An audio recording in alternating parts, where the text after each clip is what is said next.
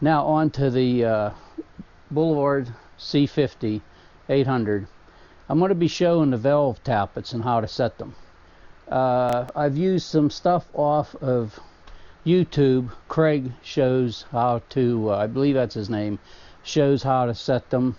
But I'd like to see a video. When I bought this 2 years ago, I wanted to set them, and I'd like to see a video from the beginning to the end. And a lot of people showed stuff already off the bike, but not exactly. I mean, how to get there. And the first thing to do is, I highly recommend, is drain the gas tank, because you're going to be lifting it and you don't want all that gas in there sloshing around. And another thing is, I have it sitting on a kickstand. I'm going to straighten the wheels like that, and I have an anvil I'm going to put over there to keep these handlebars straight when you lift off the gas tank, so you don't bump it, because you don't want to put a scratch on it, and have it a good place to set it so it doesn't get bumped. And some of the tools you need is the wrenches, metric Allen keys, and this is an 8mm wrench. And when I first did this, I actually broke this off. Those bolts were so tight from the factory. I'd put it in there and I put a block wood on it to push it, and it actually broke the wrench. It was so tight. And another thing you need for your bike is the climber manual to know the settings. Yours might be a different year, it might be a different model, but basically the same. And I called the Suzuki dealer, and they wanted $320 to do this job. And the only thing they're giving me extra is little gaskets for the caps you take off to get to the tappets. And I take them off, put them back on. The gaskets are fine. There's no high pressure there. And if they were bad, I would get gasket material and cut my own. And there's a couple other tools I'm going to show. So for about $30–35 for the first time, you should have these two other tools, and I'll show why. So if yours is a different year, you don't know if I'm turning it, I'm going to do it without filler gauges. I've tried it with filler gauges. It's too hard to get in there. I can't get a good feel. So I think it was not Greg. I think Brian or Craig, one of the two, on YouTube showed how to turn them. A quarter turn is so much, a half a turn is so much, so many thousandths. That's what I'm going to be going by, and I'm going to show you how to take one of those out and check for your bike to see if it's right. Because the guy that showed it that I used was, this is a 2012. His was, I think, a 2007. Well, did they change? I can't go by his settings. I know how many thousands from the book to do it, but not how much to turn, and I'm going to be showing that. And I'm going to be showing some other tools I use to get the job done. And I'm going to start like from somebody that's never done it. They got one of these, they want to do it, or maybe they have, I ain't sure if the V-Star is the same. You can check into it. Look the exploded views up in the book to see if it's the same. And each of these cylinders have 4 valves. So instead of the rocker coming down and just pushing, it has 2 like this, one for each valve, but it's 1 rocker. So each one of these have to be set, both of them. 2 of them for exhaust on each cylinder, and 2 for intake. And on this bike, you can simply look and see the exhaust pipes are on the outer sides. That's the exhaust, and the inner ones are the intake. And they are different settings from intake to exhaust, and I'll explain it as I go. But I'm going to gear this to a person that never took it apart before, or maybe really wants to see it from the beginning to the end. And you can follow mine and see if you want to do it yourself. If you're you see this, what I'm doing, and you say, well, you know, it's a little beyond me, then you either get somebody you know to do it, or you have to go to the dealer and get a qualified mechanic and get it done. But I do all my own work. I've worked on all my bikes. And another thing is, I have papers in here. I mark everything down. I just changed oil, so I'll put the mileage down, what I'm doing on it. And definitely, when you do this job, you're going to be taking off the tank. You want to get another set of spark plugs and put in it, because these plugs you can't get out unless you take the gas tank off. So while you're there, say you just changed them a while ago and now you're going to do your tappets, put another set of plugs in. All the more they cost, definitely do that. So now I'll show some of the tools. So looking at some of the tools, this tool here I had when I used to work for Honda back in years ago. I don't like to mention how many, but this was a tool for setting valves. This was to unlock it. This would go down through, and it had a square hole for the adjustment of the tappet. So you'd loosen this, turn this, hold it, then tighten it back up. But you use the filler gauge to set the tappets. This won't work on my bike. I can't even get it in there. A couple other tools from YouTube guys showed is the filler gauges. I bent them a little bit to get them in there. But when you put it in a tappet, it's so bent, it'll rub right here, and it's like you're not getting an accurate reading. And anytime you work on these, you want to put strings on them, because there's an area, if anything goes down in there around them tappets, you have to get it out. And I mean, you better get it out. So everything's going to be on strings. Fooled around with these, they don't work. So then it was Brian, his name was Brian, and he showed these screws you can get have the square hole, and that fits right on the tappet. So you take one and you bend it. Now he showed you could turn this quarter turn, half turn, whatever you need for your setting, and it would work. But he recommended too, I super glued a string on it, put tape around it, because you don't want to drop this down in there. If it goes down in, it's where the oil goes back to the motor, and it goes down in there, you're going to have one heck of a time. I don't even know if you could get a magnet down in there to get it. So I mean, you got to make sure it's on something. Well, I thought something better is, he had this angled. I don't want to put a 90-degree bend in there, because what if it breaks? It would stress the metal. So he used his like this. It worked fine.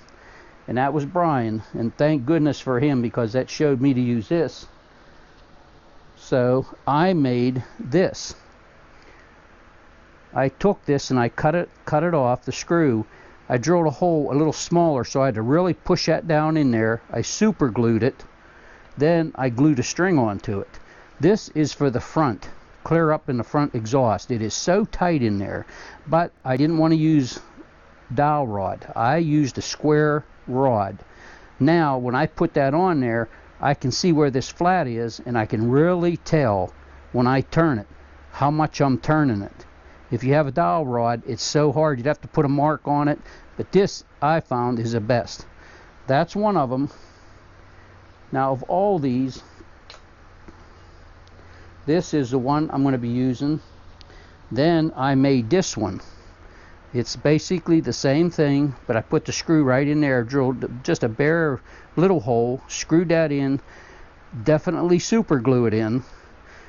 Even though it's a big long handle and it ain't going to get down in there, I still put a string on it just for safety. And you can see the sides I numbered. And I don't have to always watch 1 or 2, it don't matter. Because when I put that down on the tappet and I go to turn it, now you can see how easy you can tell if it's like that, quarter turn, you know, half turn, whatever I want. And it's usually going to be like a quarter turn and a little bit more. But I can really tell by these flats how I'm turning this. So that's the two tools that I'm going to be using to do my job. All these I don't use. I just kept.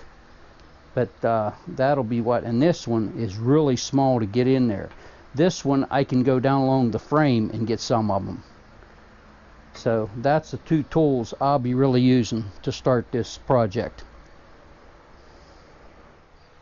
So first thing, you have your gas tank drained. I highly recommend that. Then right back here behind this back passenger seat, you take that bolt out, push back on the seat, and it comes right off.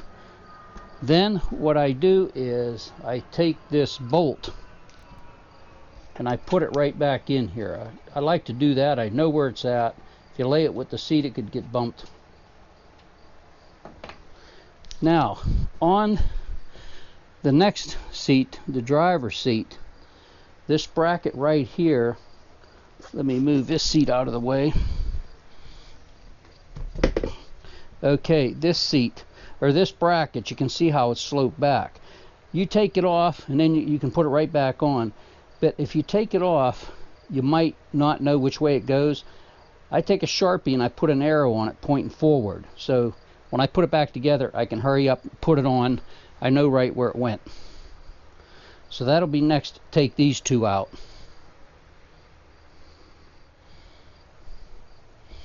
So I've taken that bracket off, set it off to the side, just push back and the seat comes off. Now while you're at it, you could clean your battery terminals if you want to. If they don't look bad, maybe just put a little grease on them or whatever. Now onto the gas tank. So to start on the gas tank, this Allen bolt comes right out of here that holds your dash.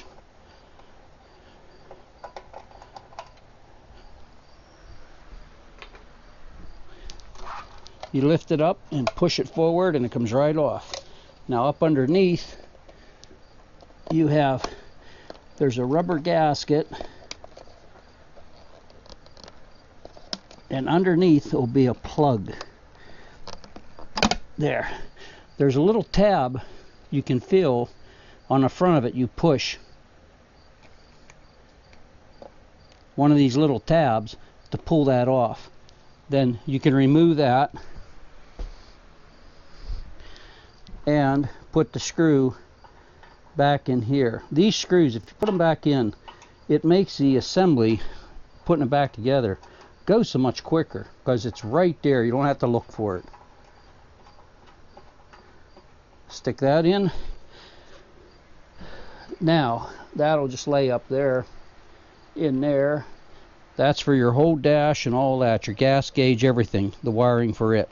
So now we're ready to take off the tank itself. So I've got another 12 millimeter wrench. I'm going to take this bolt, holds the gas tank on, take it off.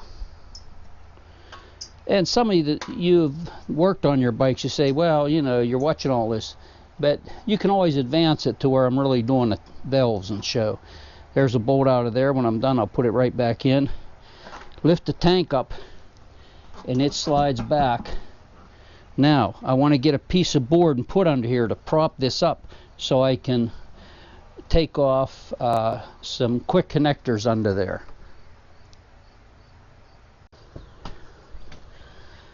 So as you can see over here, I have a flashlight there to see it, but over here I put this block of wood, lifted the tank, and I put a piece of 2x4 under here to block it up. Now right here is electrical connections that go up, and that goes to your fuel gauge. That registers your fuel to put into the dash. So that's an electrical connector. You have a little tab you push down.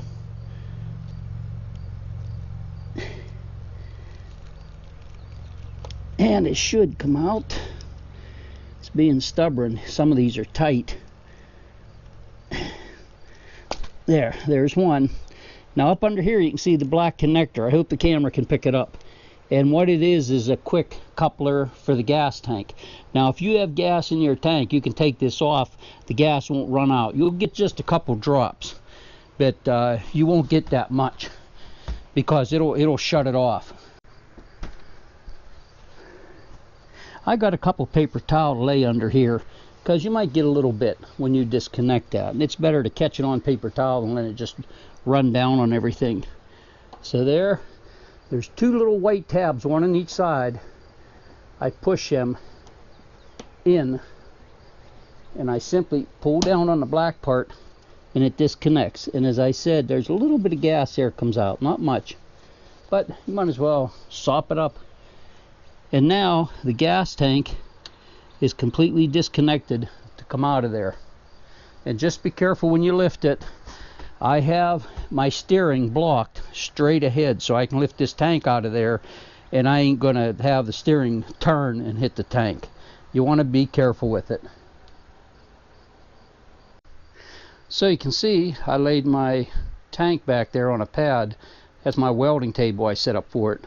That way nothing's going to bump it. I'm not working around it. I don't want to get any scratches on it. Now I come up, the tank's off, and I put the bolt back in for the gas tank so I know where it's at. Now I could go ahead and work on it here, but I have a motorcycle lift, so I'm going to put it up. It has 2 levels I can bring it up to. I'm going to bring it up just to the first level. That way I'm comfortable, the bike's straight, I can work on it. So I'll turn the camera off and I'll come back later when I get it up on the stand. I mean, I got the stand, I might as well put it on. And when you take your tank off, make sure these 2 rubbers are there. They just stick on, and then your tank goes like that over it, comes over here. So there. And the one on the other side, you want to make sure you didn't drop it. Yeah, the other one's on. Maybe you can see it a little better right here. See, it's just like a rubber cap. Make sure it's there. So when you go to put it back on, and you'll notice on mine, the radiator says no water. That's because I put the Evans coolant in it.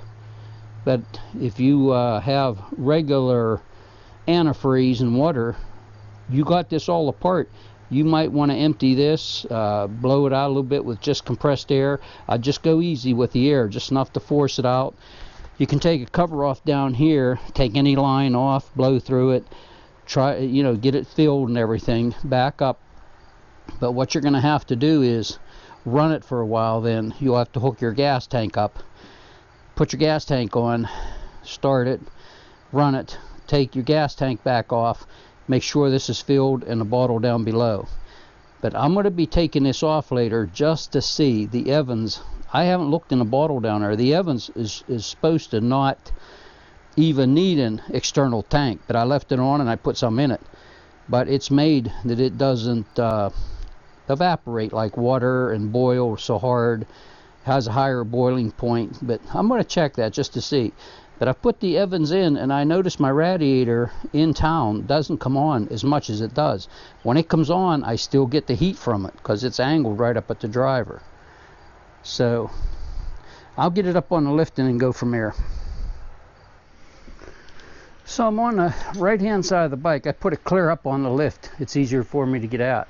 First thing I'm going to do is, I'm on the right hand side, I'm going to take the air filter off. And I changed, I don't know if I said it, I changed my oil. That's what started all this. And I got to remember to change the final drive oil. Whenever I change the oil in the bike, I always change the oil in the final drive back there, because it doesn't take that much. Might as well, and it's easier to remember when to change it. So that'd be every 3,000 miles. I have to loosen a band around here that holds this rubber to the air filter, and then I can take it off.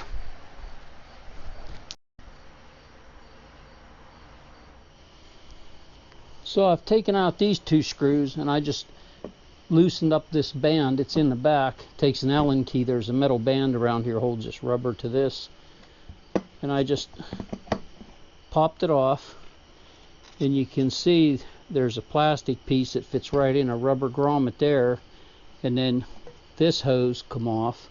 I can push it on before I put it back together when I go to put it together, and there's a tab there.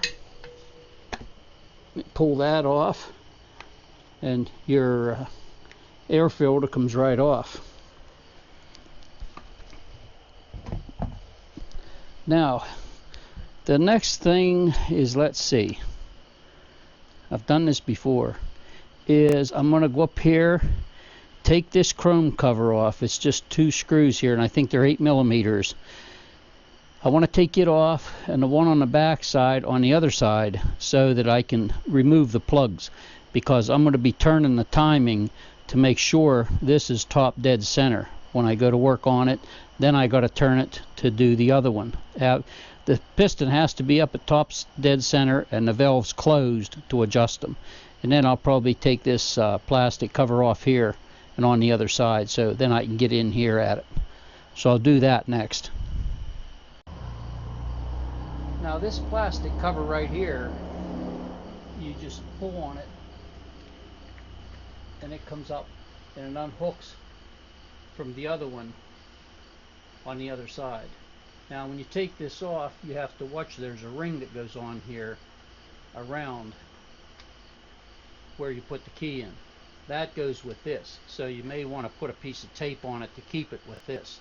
I wouldn't put it on there and just leave it because it might get bumped off, so I'd rather it come with this, because I'm going to lay this back here and it won't be disturbed. So I'll take a piece of tape and tape that on, so when I go to put it back together, and you can see it just has a plastic nodule that fits right in here to rubber grommet. Now right on top of this front cylinder on the right hand side, I took one bolt out here and this moved out so I could take the bolt out. There's one up in here, but I remember I took this scoop out for the air filter.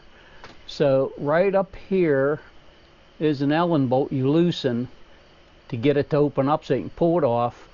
Here you have some things on it. There's one right here that you can pull off. One over here, it's an electrical box light that you can pull off. You could unplug them, but I just take them off the holders. It's easier. Then there's a hose right here I have to take off, and I think that might be it. I'll just have to look on the other side. But this wiggles up through there. It'll come off pretty easy. You take this band off, this metal band, then the rubber will give and you can just pull it up out of there. That way you can get access to all this in here, because we've got to take this plug out, this cover off, and the same on the back side. So that'll be my next thing, is to get this air box out. While it's out, I'll scrub it, clean it. I'm going to check the air filter. It was not too long ago I put an air filter in it, and I show on YouTube how to make your own air filters. I can make mine for $5 compared to their $50 one. It works fantastic. So you can look it up, but this will be the next thing to get out of here. And you can see the cord here inside this tubing. I put that in for my power points up here. Instead of just running the wire through, I put it all through tubing so it protects it. And I went back along here. I had to lift the tank to do that, to get that in, and it goes clear back to the battery. So the air intake will be the next thing to come off. I have this air box lifted up off here. It's ready to come off. There's an electronic box right here and right here that plugs onto these. I mean, they just slip on and it holds it. Now when I take this off, the carb, you can see, is going to be open. What I want to do is cover that. But one thing I want to talk about now is what to use to cover it. You want something lint free, and these shop rags you can get at the auto parts. They're the best. That's what I use to cover it. When I'm working with oil or anything, I use these shop rags, and that only. If you come around, I have something over here I'd like to show, and this is from years of experience learning this. In here you can see I have a piece of that shop rag, and here I have a paper towel. You can see the shop rag, they're both soaking in some motor oil. The shop rag, you can pull it, tug on it, anything. There's no strings on these when you cut them. I cut a piece. They're lint free, and that's what I use. Now you look at the paper towel, it will, and the cheaper the paper towel the worse, is it comes apart. And if you're cleaning something like in an oil tank or anything like that, pieces can come off of there so small and that. So I'll use it to wipe up around the area, this and that, but I like these better. I always use them. I don't use the paper towel for a lot of things it's going to be like I have to reach in. Like on the Harley, it has an oil tank. It needs cleaned out when I empty oil. I can't flush it out because right on the bottom there's a line that goes down. If you put something in there, it's going to get in there and go down into your motor. So you have to wipe it. So I use these. I wipe it out. I use 3 or 4 of them. I throw them away. I mean, you know, it seems like a waste, but I don't want this. I don't want any fabric in my oil tank. It'll go down through the line. Yes, it'll get into the filter, but I still don't want any fibers going through. So I always use these red shop rags. They're the best. So I have the rubber intake off. What I did was, this is a metal band down at the bottom to hold it on to the air filter. I took it off because if you try to pull that up out of there, you're going to bend this up. So I pulled it off. There it goes on the floor. And then this was down through there. I could just wiggle it out. And it'll go in back in the same way because you can, you know, squeeze it and push on it and that. So that's that air intake completely off. Now the next step is I have the one bolt out of here. There's another one up in here for this cover. It's just a chrome cover. I'll take it off. Then I can get to the spark plug to take it off, take it out, and then I'll work on the back cylinder on the other side, do the same thing. Once I have the 2 plugs out, then I'll show on the other side what to do, but it's so I can turn the motor real easy.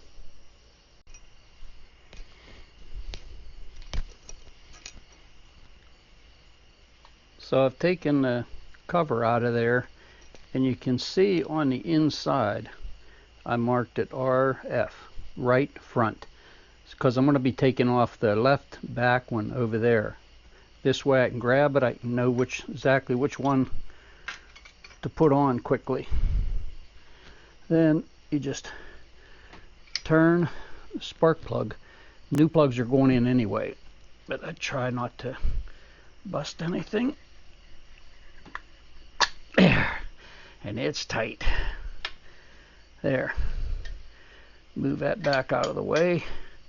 And the spark plug's down in there. And for the wrench, I'm going to try, but I don't think I can get a torque wrench in here. I think I had to use the, like one of the spark plug wrenches that come with a bike. You know, it's just like a tube and you put a little rod through it. And I think that's what I used to get these out. But if you could get a torque wrench to fit in there, it'd be best to do a torque wrench to put them back in and torque them. If you can't, I know about the filling how to tighten them, so that's no problem.